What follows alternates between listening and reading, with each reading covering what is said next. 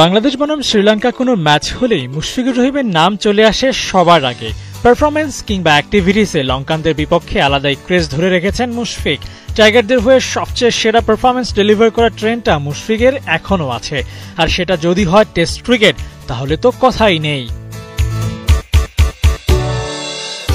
মুশফিক পরিচিত, তার ব্যাপারে দারুণ পরিকল্পনা করে রাখতে পারবে শ্রীলঙ্কা, কিন্তু জাকের আলী অনেক পুরোটাই আনপ্যাকড।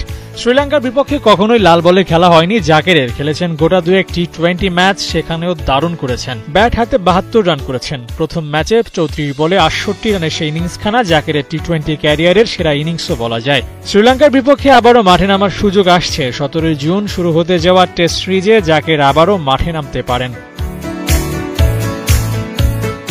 টাইগার বনাম লায়ন ম্যাচ বরাবরই উত্তাপ ছড়ায়, এবারও ব্যতিক্রম হওয়ার কথা নয়। টেস্টে বাংলাদেশ খুব ভালো না হলেও বিদেশের মাটিতে সাম্প্রতিক সময় ভালো করছে, সেই ধারাবাহিকতা বজায় রাখতে চাইবে লঙ্কানদের বিপক্ষে গল ও সিংহালেস টেস্টেও। টেস্টে দাপুটে ক্রিকেট খেলতে চাইবে বাংলাদেশ দল। শ্রীলঙ্কার বিপক্ষে দাপুটে ক্রিকেটের কথা বললে সবার আগে চলে আসে মুশফিকের নাম। লঙ্কান বোলারদের পিটিয়ে রান তুলতে ওস্তাদ মুশফিক। এই এক দলের বিপক্ষেই তার আছে 1300-র বেশি রান, 1400 কিংবা 1500 রান ছুঁয়ে ফেলার রেকর্ডটাও হাতছানি দিচ্ছে মুশফিকের সামনে। বল ব্যাটের খেলায় এবারও কি শ্রীলঙ্কার জন্য মুশফিক হয়ে উঠবেন নাইটমেয়ার?